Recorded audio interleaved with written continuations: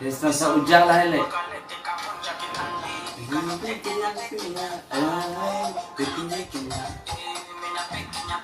Saaxiib fiican inta waaye.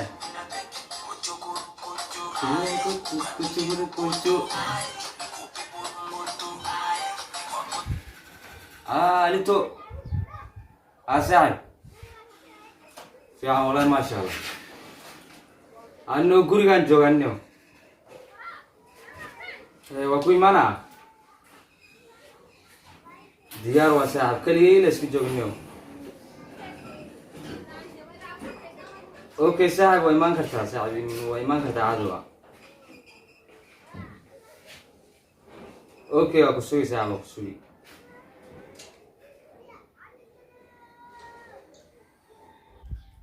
Reistan ka tarwan na wala.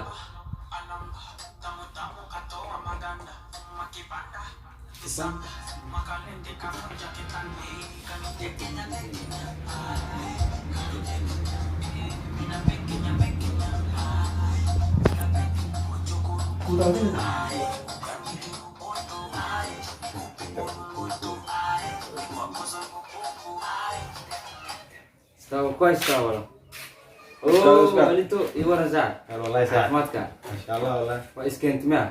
Saad. Anta soo dheeraatee. Saad xaafadan ku cajisno ilaa galabtiin aan kula joogaa raba. Masha Allah, saaxiib welcome to soo dhow kule. Waan dhawaay Saad, waan dhawaay. Okay, saaxiib. Gurigaaga waa inuu soo dhowde.